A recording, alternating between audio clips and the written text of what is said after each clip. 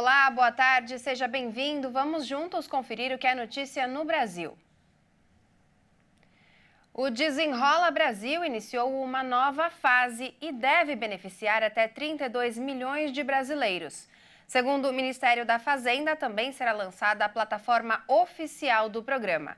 Quem traz mais detalhes é o repórter Leonardo Félix. Após permitir a renegociação de dívidas bancárias de até R$ 100, iniciativa que atendeu cerca de 6 milhões de consumidores, outros 32 milhões que ganham até 2 salários mínimos ou que estão inscritos no CadÚnico com dívidas de até R$ 20 mil devem ser beneficiados. Nesta nova etapa, a prioridade será para as pessoas que têm dívidas com valor de até R$ 5 mil, que poderão ser renegociadas à vista ou em parcelamento. Os débitos poderão ser pagos com desconto e em até 60 meses, com juros de até 1,99% ao mês. Já os valores entre R$ 5 mil e R$ 20 mil só poderão ser pagos à vista, com desconto oferecido pelo credor. O Desenrola foi criado para possibilitar que os cerca de 70 milhões de endividados do país possam pagar seus débitos e voltar a ter o nome limpo. No dia 3 de outubro, o programa passou a ser lei, com a sanção presidencial do projeto do Executivo, aprovado no Congresso. Para a execução da segunda fase do Desenrola, o governo federal promoveu um leilão de lotes de dívidas para definir os descontos. Esses lotes incluíam débitos com contas de luz, água, varejo, educação, entre outros. Durante o leilão, os credores ofereceram desconto médio de 83%, de acordo com o Ministério da Fazenda. O lote de dívidas com cartão de crédito teve a maior redução, de 96%. Para consultar as dívidas e realizar as renegociações, os interessados precisam ter cadastro no portal gov.br, com contas do tipo ouro ou prata. E olha só que legal, o Rio de Janeiro foi escolhido para ser a capital mundial do livro em 2025. Além de sediar por 12 meses uma programação voltada para a promoção do livro e da leitura, a nova capital mundial do livro entra para uma rede de cooperação internacional com as cidades dos anos anteriores. A Unesco destacou que esta é a primeira vez que uma cidade de língua portuguesa é eleita capital mundial do livro. A antiga capital do Brasil, famosa pelas praias, por pontos turísticos como o Pão de Açúcar e o Cristo Redentor, vai se tornar a 25ª cidade a deter este título desde Madrid em 2001.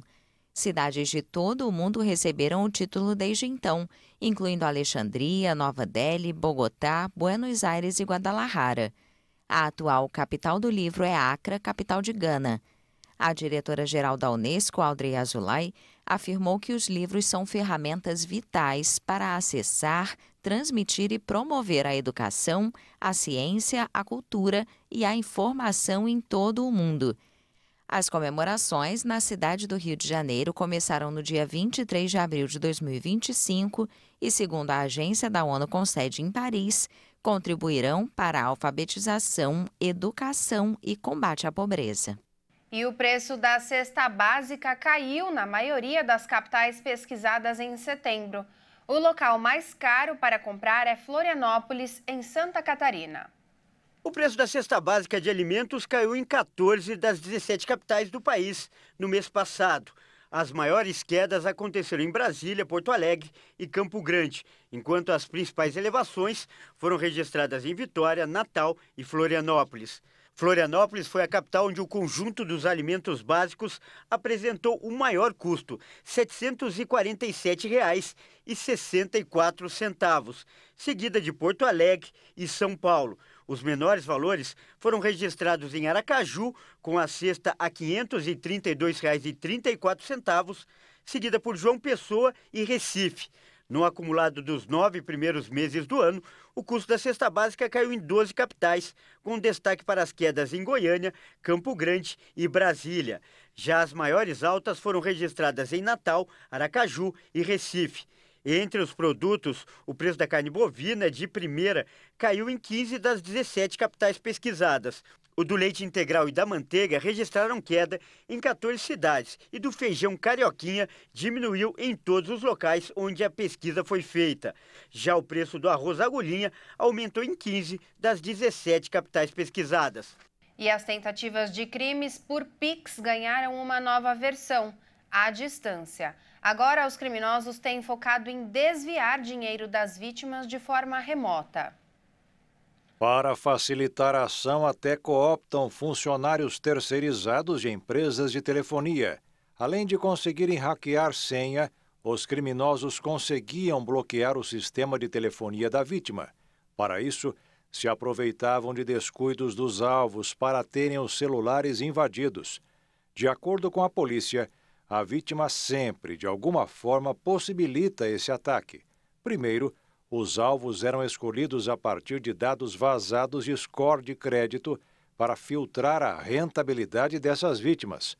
Depois, o grupo enviava programas espiões para tentar invadir o celular dessas pessoas, seja por meio de links ou de outros arquivos maliciosos. Quando as vítimas caíam em uma dessas armadilhas, os criminosos passavam a ter acesso a dados bancários e os desvios eram realizados a partir de outro telefone celular, o que levanta menos suspeitas. Para isso, entravam em ação funcionários terceirizados das operadoras, que foram cooptados para configurar um novo chip com base nos dados obtidos no aparelho invadido. Daí, a vítima ficava sem sinal de telefone no próprio celular, mas dificilmente desconfiava ser alvo de um golpe. Se ligasse para a operadora, receberia a informação de que o chip estava ativo, sem saber que foi transferido para um outro aparelho. Os golpistas então entravam no aplicativo de banco no outro celular e faziam transferências por Pix para contas terceiras. Se o banco enviasse mensagem alertando sobre os desvios, era o próprio golpista que recebia. Entre os suspeitos de integrar o esquema estão um hacker que teria desenvolvido um programa para disparar armadilhas virtuais para os alvos e ao menos 2 funcionários terceirizados de empresas de telefonia, que teriam sido cooptados para copiar os chips das vítimas. Outras 3 pessoas seriam responsáveis por organizar e executar os golpes. A Polícia Civil de São Paulo, com apoio das forças de segurança de outros estados, já prendeu 5 suspeitos. Uma 6ª pessoa investigada está foragida. Conforme o Departamento Estadual de Investigações Criminais da Polícia Civil de São Paulo, além de Santo André e Ribeirão Pires, localizados na região metropolitana da capital paulista, a ação também mirou endereços em Caldas Novas, em Goiás, Palmas, no Tocantins e Brasília. Foram cumpridos 6 mandados de prisão e outros 11 de busca e apreensão. O prejuízo exato não foi informado, mas as investigações apontaram que a quadrilha atuava em diferentes locais e com montantes menores por repetidas vezes, e também com quantias maiores, na casa dos milhares de reais. Os alvos eram de diferentes localidades e as investigações continuam. Aparelhos eletrônicos que não servem mais para nada podem ganhar uma nova vida.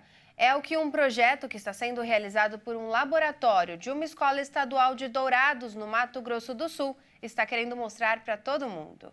A tecnologia muda rápido como a velocidade da luz. Cada dia que passa, mais e mais novidades são trazidas para o mercado e o consumidor segue acompanhando as inovações tecnológicas e, como consequência, colaborando com a produção de lixo eletrônico. Uma calculadora antiga, uma televisão e até mesmo fios são considerados resíduos quando não têm mais a mesma utilidade. O impacto principal ele não está relacionado ao avanço, mas sim a produção desenfreada, né? A gente troca, às vezes, celulares que funcionam por celulares novos, né? A gente é visto por... Eu não sei se essa televisão está funcionando, mas ela pode estar funcionando, mas só porque ela é de tubo, ela é uma televisão que já não se encaixa mais no perfil, não é LCD, né? Então, o avanço, ele vai ocorrer, a ciência vai evoluir. Agora, se isso precisa ser degradante para o meio ambiente, É essa questão que a gente precisa trabalhar. Agora, eu tenho certeza que aí na sua casa tem também algum eletroeletrônico sem utilidade que não está mais funcionando, não é mesmo? Um controle remoto, por exemplo, peças de computadores e até mesmo televisores que não servem mais para você, pode ter sim utilidade para um grupo de estudantes. Uma ação desenvolvida por professores do Quantum Lab, Centro de Pesquisas da Escola Estadual Floriano Viegas Machado de Dourados, estimula a sustentabilidade em alunos do ensino médio, através da reutilização de eletrônicos que não têm mais serventia. A gente está aceitando tudo, porque o que não for usado na nossa oficina, a gente vai fazer o descarte adequado, né, nos ecopontos. As doações serão utilizadas nas oficinas realizadas durante a 20ª Semana Nacional de Ciência e Tecnologia. A primeira coisa que a gente vai fazer é mostrar todos os componentes que a gente pode obter a partir desses lixos e mostrar para o aluno o que ele tem acesso, o que é produzido, como essa televisão funciona, quais são os materiais que compõem o componente de uma TV, de um computador. Nisso é importante ele saber, porque a gente também vai ver como esses materiais são produzidos e qual que é o impacto ambiental disso.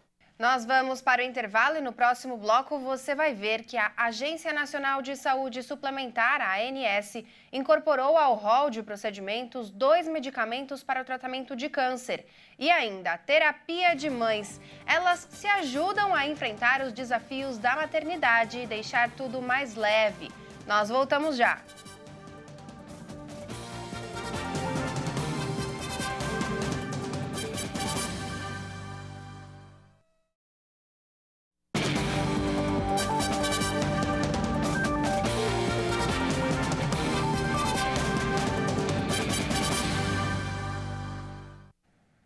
Nós estamos de volta para você ficar sempre bem informado. A Agência Nacional de Saúde Suplementar, a ANS, incorporou ao rol de procedimentos 2 medicamentos para o tratamento de câncer. Agora, esses 2 remédios têm cobertura obrigatória pelos planos de saúde. Um dos medicamentos é utilizado para tratar melanoma, tipo mais grave de câncer de pele. O outro é voltado a pacientes adultas com câncer no endométrio em estágio avançado. Segundo a ANS, os tratamentos devem estar disponíveis para os beneficiários dos planos de saúde a partir de 1º de novembro. A inclusão dos remédios foi aprovada em reunião extraordinária da diretoria colegiada no dia 2 de outubro. As propostas de incorporação dessas tecnologias ao rol foram submetidas diretamente à ANS e passaram por consulta pública, além de análise técnica que utiliza a metodologia de avaliação de tecnologias em saúde, assim como na Inglaterra, Canadá, Austrália e Alemanha. O rol de procedimentos e eventos em saúde é a relação de coberturas obrigatórias que devem ser oferecidas pelas operadoras de planos de saúde a todos os seus beneficiários. Fazem parte dessa lista procedimentos, terapias, exames e cirurgias que atendem às enfermidades que integram a classificação internacional de doenças da Organização Mundial da Saúde. E o setor de turismo no estado do Amazonas, que depende dos cursos da água da região, enfrenta dificuldades devido à seca. Os proprietários de barcos temem que possam perder o seu meio de sustento se a situação persistir. O Amazonas passa por uma estação seca, agravada pelo fenômeno El Niño, o que levou a uma precipitação ainda menor do que o normal. O setor do turismo, que depende dos cursos d'água, enfrenta dificuldades. O restaurante flutuante de Diego de Vasconcelos, no Rio Tarumã, em Manaus, por exemplo, está encalhado. Ele foi obrigado a fechar o estabelecimento. A gente está numa situação de desalento mesmo, né? Eu moro aqui também, a gente está desabrigado. O negócio está parado, 43 famílias só diretamente ligadas ao negócio parados. O cenário desolador se repete em Marina do Davi, um dos principais portos fluviais de Manaus, onde dezenas de barcos estão encalhados na lama. Os proprietários de barcos temem que possam perder seu meio de sustento se a seca persistir. Se continuar do jeito que está descendo, a gente vai ter que parar, porque não tem possibilidade, né, de navegação. Uma balsa presa no meio do Rio Negro agora precisa esperar que o nível da água suba para poder se mover novamente. Hoje o prejuízo hoje da empresa diário, ela está em torno de 10 a 15 mil reais a diária, tudo isso que se encontra aí encalhado aí no meio da praia. A seca no estado afeta cerca de 500 mil habitantes de 58 municípios em estado de emergência, a quase totalidade do estado. A navegação é fundamental para o transporte e abastecimento de comunidades que também consomem a água dessas fontes. Além disso, a redução da vazão provocou a morte de uma quantidade alarmante de peixes. E um estudo publicado em uma revista estrangeira mostrou que mães que tiveram depressão pós-parto podem ser as melhores terapeutas para novas mães que também enfrentam o transtorno. A conclusão foi tirada após um ensaio clínico com quase 200 mulheres, realizado ao longo de 1 ano e meio durante a pandemia de Covid-19. As mães que sofrem de depressão pós-parto tiveram 11 vezes mais chances de melhorar do transtorno após terem conversas profundas com mães que também passaram pelo problema. De acordo com diversos médicos, existem várias vantagens entre as conversas entre mães. Esses diálogos fazem as mulheres ficarem confortáveis e ajudam a melhorar não só casos de depressão, como o período de maternidade como um todo. Para auxiliar as mães nesse período tão complicado, um grupo também desenvolveu um aplicativo para ampliar o apoio. Trata-se do Moderly, um aplicativo disponível para download em lojas da Apple que oferece conteúdos que ensinam às mulheres técnicas usadas na psicoterapia. Em um estudo recente, em fase final antes da publicação, os pesquisadores perceberam uma maior resposta às tarefas diárias entre as mães que usaram a ferramenta. De cada 5 mães de recém-nascidos no mundo,